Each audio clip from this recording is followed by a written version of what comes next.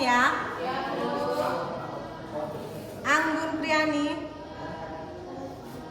Agustiani, Haikal Trianda. Sudah semua? Sudah, kita mulai.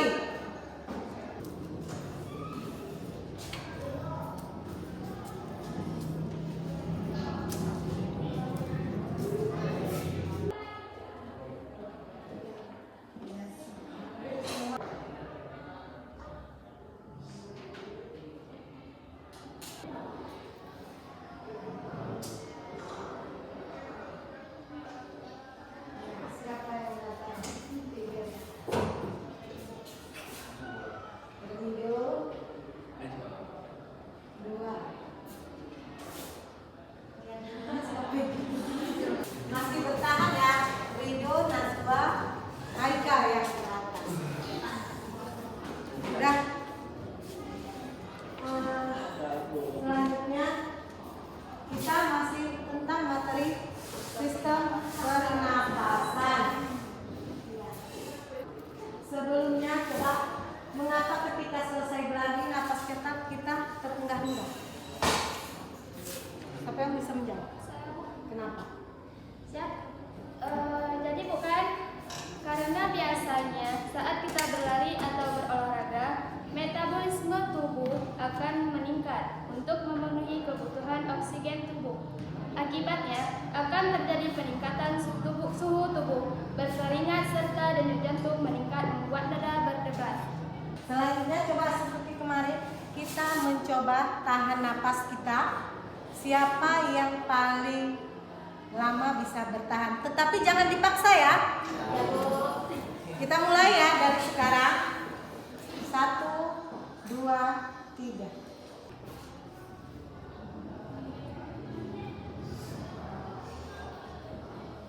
Jangan dipaksa, kalau tidak tahan ya lepaskan.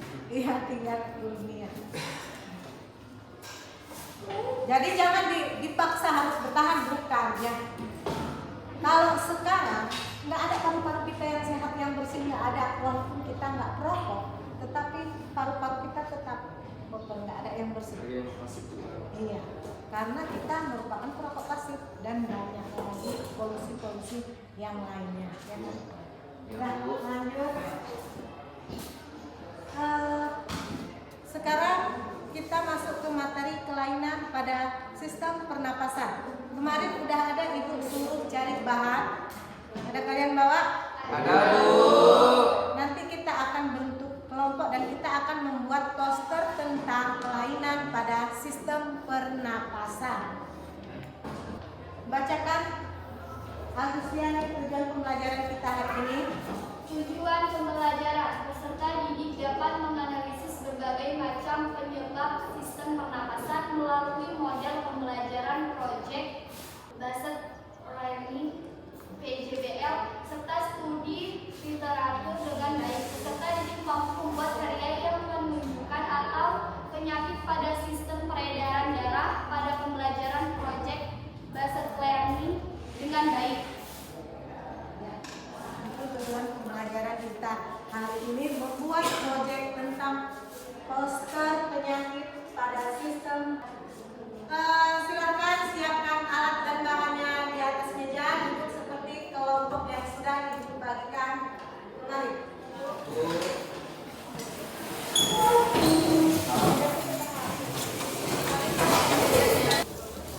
Sudah, silakan dikerjakan.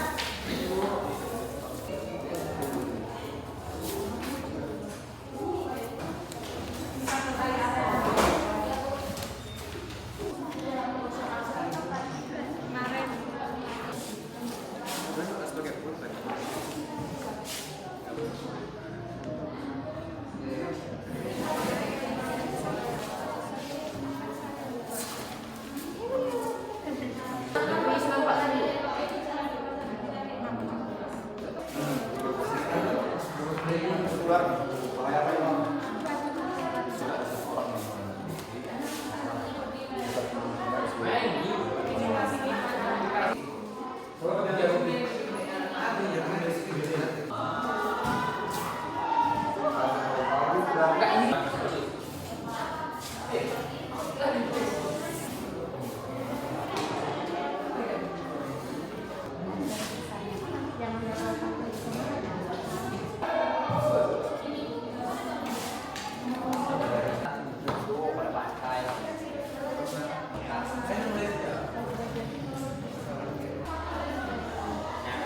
Sudah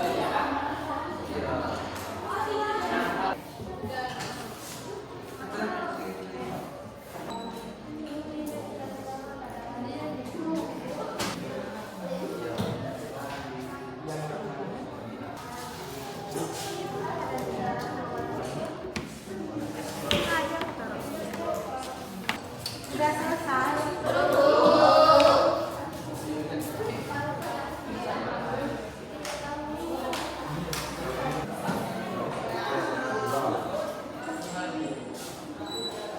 Sudah selesai? Sudah, Bu. Ya kan? Coba yang mau presentasi duluan. Mari sebentar. Assalamualaikum warahmatullahi wabarakatuh.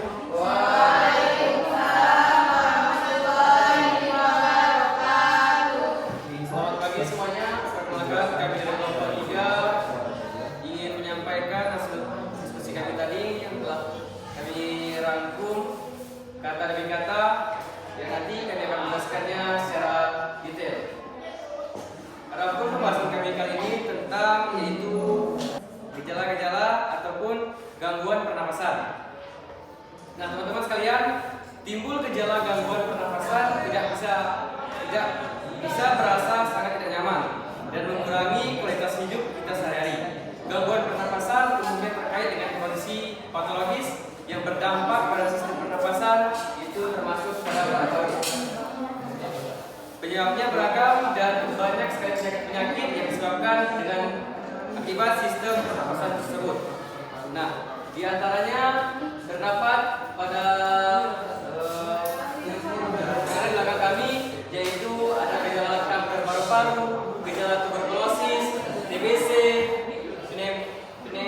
pneumonia, asma, dan lain sebagainya. Adapun gejala kanker tersebut kanker paru-paru tersebut meliputi nyeri dada, berkepanjangan, gangguan pernapasan, kelelahan, darah pada dahak, penurunan berat badan, dan nafsu makan menurun, pusing atau nyeri pada pasien kanker.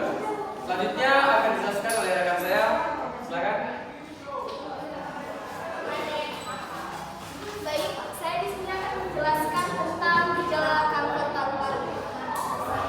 Ada beberapa gejala kanker paru-paru, di antaranya adalah nyeri dada, batuk berkepanjangan, gangguan pernapasan, kelelahan dada, darah pada dahak, penurunan berat badan dan nafsu makan, pusing atau nyeri pada pasien kanker. Selain itu ada gejala TBC atau yang biasa kita sebut tuberkulosis. Gejalanya adalah rasa lelah berlebihan, berkeringat di malam hari, demam, nyeri dada, sesak napas. Selain itu ada juga cara pencegahannya. Cara pencegahannya ialah ketika batuk memakai masker, ventilasi udara dan lingkungan yang bersih, menjaga daya tahan tubuh. Setelah itu ada asma. Asma adalah salah satu permasalahan paru-paru yang membuat pengidapnya kesulitan bernapas akibat peradangan dan penyempitan pada saluran pernapasan. Penyebab pasti dan penyebab penyakit asma belum diketahui. Pada para peneliti berpikir beberapa interaksi faktor genetik dan lingkungan yang bisa menyebabkan asma paling sering terjadi. Jadi penyakit asma ini dia bisa kita jumpai dalam faktor keluarga. Nah, tadi dijelaskan ada penyakit tuberkulosis. Tuberkulosis ini bisa disembuhkan dengan mengonsumsi obat 6 sampai 12 bulan. Nah, yang dikonsumsi yaitu meliputi obat yang mengandung antibiotik. Jadi, setelah kita mengetahui pembelajaran kali ini, kita lihat asma gejalanya apa, obatnya bagaimana, cara penanganannya bagaimana, maka kita pun mulai sekarang jika ada saudara kita, kerabat kita yang mengidap penyakit tersebut, maka kita pun memberitahunya tentang obat yang harus mereka konsumsi. Baik, sekian dari kami. Mungkin ada pertanyaan dari teman-teman semua, silakan ditanyakan. Baik, di sini kami dari kelompok 2 ingin bertanya ke kelompok 3, yaitu pertanyaannya, mengapa pengidap penyakit bronkitis mengalami sesak napas? Baik, terima kasih. Baik, saya perwakilan dari kelompok 4 ditanyakan kepada kelompok juga apa penyakit tuberkulosis atau TBC. Terima kasih kepada teman-teman sekalian yang telah mengajukan pertanyaan untuk kelompok kami. Kami akan menjawab dengan semampu kami dan sebisa kami. Yang dimohon untuk diberi waktu untuk kami menjawab dengan cara diskusi sejenak. Baik, terima kasih untuk waktu diskusinya. Kami sudah menyimpulkan bahwa untuk menjawab pertanyaan tersebut kami membagi-bagi kepada rekan-rekan kami, yang mana jawaban yang pertama yaitu tentang mengapa pengidap penyakit bronkitis mengalami sesak napas. Yang mana jawaban dari pertanyaan tersebut akan dijawab oleh rekan saya yaitu Nanda.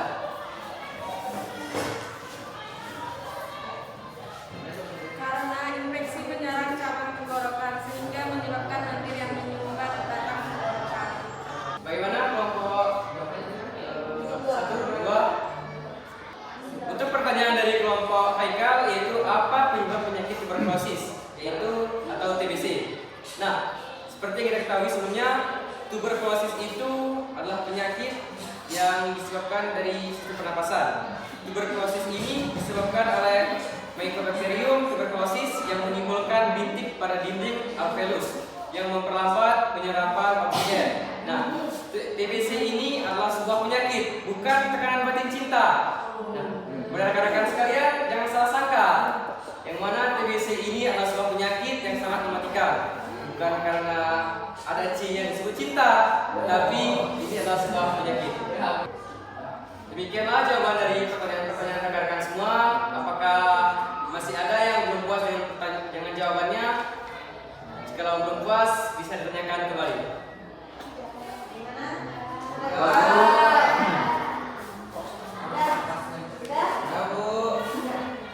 Oke, terima kasih. Sekian dari jawaban dari kami semua. Pesan dari kami semua, jagalah kesehatan untuk diri kita semua. Sayangi keluarga kita dan hiduplah di lingkungan yang sehat-sehat. Demikian dari kami. Mohon maaf atas kata-kata yang salah. Saya akhiri. Wassalamualaikum warahmatullahi wabarakatuh. Waalaikumsalam. Mana lagi? Kelompok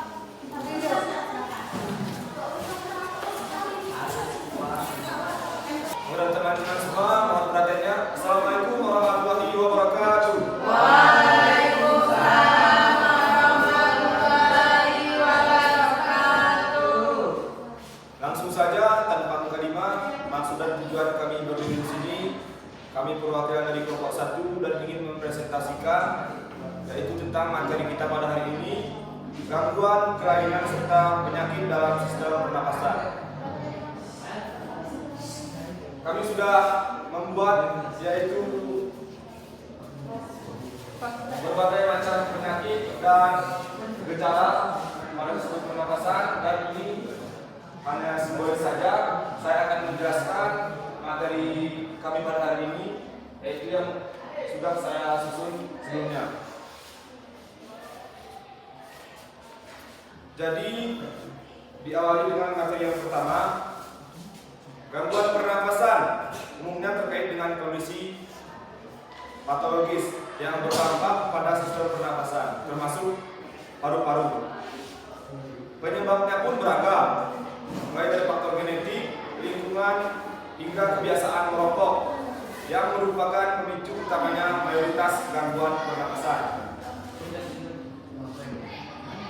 Berikut adalah macam-macam gangguan pernapasan yang sering kita temui dan yang sering terjadi pada diri kita sebagai remaja, yaitu infeksi paru-paru yang disebabkan oleh bakteri, virus atau jamur, penyakit paru-paru kronis atau yang disebut dengan PPOK, penyumbatan pada pembuluh darah di paru-paru yang disebut dengan emboli paru, tekanan darah tinggi pada pembuluh darah di paru-paru, hipertensi pulmoner, batuk berjam, infeksi pada epiglottis, tuberkulosis atau disebut dengan TBC, kanker paru-paru atau asma. Yang mana di sini saya akan menjelaskan dua penyakit. Yang pertama ada penyakit paru obstruktif kronik atau disebut dengan PPOK. Sementara bronkitis kronis terjadi pada lapisan saluran napas terfiltrasi dan meradang sehingga menjadi bengkak dan menyempit. Akibatnya produksi lendir menjadi berlebihan dan penderita sulit bernapas. Jadi bronkitis kronis ini adanya pembengkakan di peradangan pernapasan kita, sehingga dengan adanya pembengkakan tersebut dahak yang ada pada diri kita tidak mampu kita keluarkan. Jadi sumbatlah di saluran pernapasan kita sehingga penderita bronkitis ini susah atau sulit untuk bernapas. Itulah bronkitis kronis. Jadi penyakit ini sangat, kalau bisa kita hindari lah, karena mengganggu pernapasan kita dan mengganggu segala aktivitas kita jika kita susah atau sulit untuk bernapas. Di sini di saluran pernapasan atau di kelainan serta penyakit dalam sistem pernapasan terdapat pada kanker paru-paru adalah penyakit yang sangat berbahaya di dalam sistem pernapasan. Kanker paru-paru terjadi ketika sel-sel mengalami kerusakan akibat menghirup bahan kimia berbahaya seperti merokok. Merokok ini adalah gejala utama, gejala yang paling berbahaya sehingga muncullah penyakit kanker paru-paru pada diri kita. Di dalam Al-Quran juga sudah menjelaskan, Quran Surat Al-Baqarah ayat 195, karena merokok dapat menjerumuskan dalam kebinasaan yang merusak seluruh sistem tubuh, menimbulkan penyakit kanker, pernapasan, penyakit jantung, penyakit pencernaan, bahkan bisa merusak sistem reproduksi pada diri manusia. Jadi para teman-teman semua, apabila kalian bisa menghindari rokok, hindarilah. Kalian bisa jauhilah. Ada upaya pencegahan supaya tidak terjadinya penyakit ini. Yang pertama, kita harus menjaga kebersihan dari lingkungan diri kita sendiri, dan yang kedua, kita harus menerapkan pola makanan sehat dan seimbang. Yang terakhir, berolahraga paling sedikit 30 menit dalam satu hari.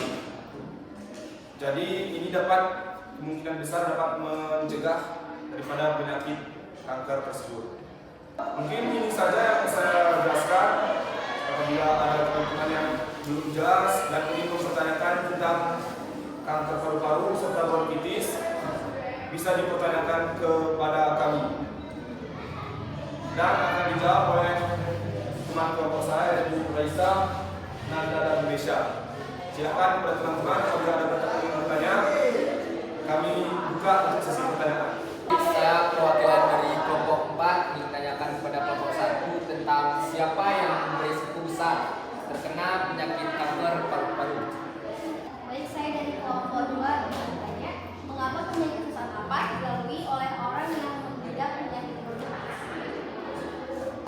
Baik, di sini saya akan menjawab dari kelompok 4, yaitu orang-orang yang berisiko besar terkena penyakit kanker paru-paru adalah orang-orang yang memiliki kebiasaan merokok dan yang di sekitar banyak orang-orang perokok. Baik, terima kasih. Jadi itu disebabkan oleh orang kebiasaan merokok. Jadi di luar itu perokok pasif dan perokok aktif. Baik, saya di sini menjawab pertanyaan dari kelompok 2. Mengapa sesak napas dialami oleh orang yang mengidap penyakit bronkitis? Jawabannya adalah karena orang yang mengidap bronkitis mengalami infeksi yang menyerang cabang tenggorokan sehingga menyebabkan lendir yang menyumbat batang tenggorokan. Sekian, terima kasih. Mungkin hanya itu yang dapat kami sampaikan. Terima kasih atas segala perhatian. Pesan saya kepada teman-teman semua, jauhilah rokok, hindarilah rokok jika kalian ingin sehat. Mungkin hanya itu yang dapat saya sampaikan. Assalamualaikum warahmatullahi wabarakatuh.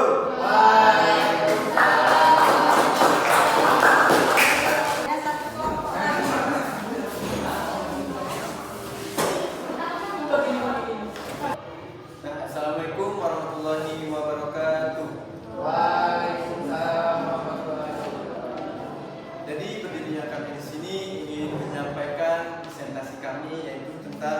gangguan pernapasan. Seperti yang kita tahu sebelumnya, bahwasanya gangguan pernapasan adalah kondisi ketika seseorang mengalami kesulitan bernapas. Dada terasa seperti diikat atau leher terasa seperti tercekik. Kondisi ini bisa disebabkan oleh berbagai hal. Misalnya penyakit saluran pernapasan atau gangguan pada organ lain seperti jantung atau ginjal. Berdasarkan letaknya, saluran pernapasan terbagi menjadi saluran pernapasan atas dan bawah. Saluran pernapasan atas terdiri dari rongga hidung, sinus, dan tenggorokan bagian atas taring.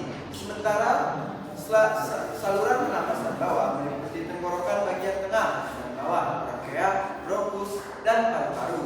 Adapun penyebab gangguan pernapasan yaitu asma, yaitu infeksi paru-paru yang disebabkan oleh bakteri, virus, atau jamur. Adapun penyakit paru-paru obstruktif kronis, penyumbatan pada pembuluh darah di paru-paru, emboli paru, tekanan darah tinggi pada pembuluh darah di paru-paru, hipertensi pulmonal. Adapun batuk kerejan, infeksi pada epiklotis, tuberkulosis atau TBC, dan kanker paru-paru. Selain beberapa penyakit di atas, ada gangguan pernapasan yang sering terjadi pada anak-anak, yaitu bronkiolitis dan bronchopneumonia. Bronkiolitis adalah peradangan di cabang bronkus sekecil bronkius yang disebabkan oleh infeksi. Sementara itu, bronchopneumonia adalah peradangan pada pipa saluran pernapasan bronkus dan kantung-kantung kecil paru-paru. Bronchopneumonia merupakan salah satu penyebab gangguan pernapasan tersering pada anak di bawah usia 2 tahun. Gangguan pernapasan ini juga dapat terjadi akibat penyakit pada organ lain atau kondisi medis tertentu seperti penyakit jantung dan ginjal. Mungkin ada pertanyaan dari kelompok lain. Pertanyaan dari kami, saya perwakilan dari kelompok 3 yang menanyakan sebuah pertanyaan, yaitu siapa sajakah yang berisiko terkena penyakit influenza? Mungkin pertanyaan itu singkat, tetapi saya mohon jawabannya yang sangat jelas. Terima kasih. Assalamualaikum warahmatullahi wabarakatuh. Saya perwakilan dari kelompok 1 sudah ingin bertanya kepada kelompok 3 di mana terjadinya pembengkakan pada penyadaran emfisema. Terima kasih. Assalamualaikum warahmatullahi wabarakatuh. Menjawab pertanyaan dari kelompok 3 yang pertanyaannya, siapakah yang berisiko terkena penyakit influenza? Semua orang bisa terkena penyakit ini, influenza atau flu, karena penyakit ini disebabkan oleh virus influenza. Virus influenza yang bisa terjadi pada hidung, tenggorokan, hingga paru-paru. Gejalanya yaitu pilek, sakit tenggorokan, bersin-bersin, demam, kadang disertai batuk. Virusnya bisa tersebar melalui udara atau menghirup percikan tangan penderita. Jadi kita harus mencegah ini dengan cara kita memakai masker, menghindari orang yang lagi batuk, dan lain sebagainya. Terima kasih. Baik, saya menjawab pertanyaan dari kelompok 1. Jawabannya, pembengkakan terjadi di dalam paru-paru. Baik, terima kasih. Ada tambahan mungkin? Dan mungkin hanya ini yang dapat kami sampaikan. Kurang lebihnya kami mohon maaf. Wabillahi taufiq wal hidayah. Assalamualaikum warahmatullahi wabarakatuh.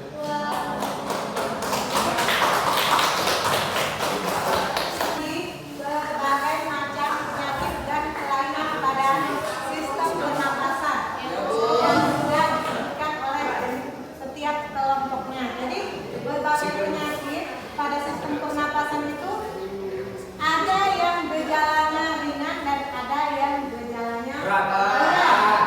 Contoh yang ringan misalnya apa?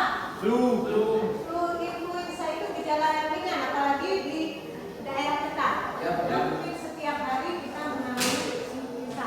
Nah itu apakah ringan? Nampaknya ringan, tetapi itu berat karena penyakit influenza itu tidak bisa disembuhkan. Kita minum obat itu cuma mencegah, dia tidak bisa disembuhkan. Berarti dia setiap hari ada di dalam tubuh. Penyakit yang disebabkan oleh virus tidak bisa disembuhkan. Kita hanya melemahkan.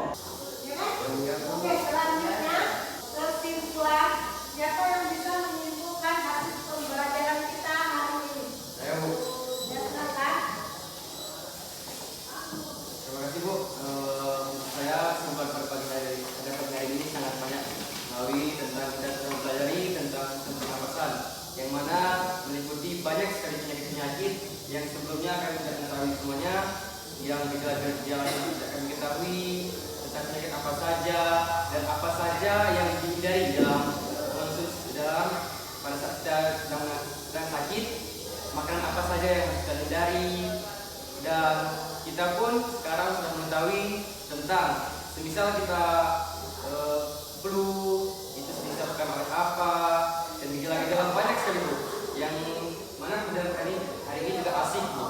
Kita sudah mengetahui banyak sekali pada pagi hari ini. Sekian dari saya Bu. Baik, saya sangat setuju dengan pendapat dengan Saudara Ilham, yang mana dia berkata bahwa itulah setidaknya. Jadi dari yang seperti yang Ibu bilang tadi, dari kami tidak mengetahui bahwa penyakit seperti itu tadi, bagi kami sebenarnya itu cuma penyakit yang harus sepele itu, tapi ternyata dia berdampak besar. Nah, jadi kami sudah mengetahui tentang penyakitnya, dampaknya. Jadi sekian dari kami. Selanjutnya, gini ya, tadi ada yang didengar, kalau kita sering kena flu itu berarti kita menderita polip. Jadi yang perlu dibedakan, polip itu penyakit karena ini berhubungan dengan penyakit pada sistem pernapasan. Kalau polip itu bentuknya benjolan, pembengkakan pada saluran pernapasan. Nah, kalau dia berbentuk cairan itu sinus, sinusitis. Jadi cairan yang meradang pada saluran pernapasan dan dia bisa menjalar ke otak sarafnya. Jadi dia harus dikeluarkan. Nah, makanya kita kalau ada anak kecil yang pingsan biasanya diketawain kan. Padahal kalau tidak keluar, sinus itu beradang menjadi sinusitis. Dan itu sangat berbahaya. Penyakit sinus itu berbahaya. Ya sepilih. Nah, waktu kita misalnya menjalani operasi yang tetap di sini yang dikeluarkan ingus kita yang sudah meradang di sini, mengeras, tidak bisa dikeluarkan. Udah, selanjutnya untuk refleksi coba hal-hal yang menyenangkan dan yang tidak menyenangkan pada hari ini. Saya Bu, yang menyenangkan pada pembelajaran pada hari ini yaitu tentang sistem pernapasan. Kita teman-teman semua sudah mengetahui bahwa ada beberapa penyakit pada sistem pernapasan itu, diantaranya seperti kanker paru-paru, TBC, asma, dan flu. Itu yang dapat menyenangkan pada hari ini bagi saya. Dan kita patut bersyukur karena pada hari ini kita masih diberikan kesehatan untuk bisa menghirup nafas yang segar, untuk bisa beraktivitas sesuai dengan keinginan kita masing-masing. Itu saja Bu yang dapat saya ambil dari pembelajaran pada hari ini. Mungkin itu aja. Terima kasih untuk hari ini. Kita berjumpa lagi minggu depan. Kita akhiri. Assalamualaikum warahmatullahi wabarakatuh. Waalaikumsalam.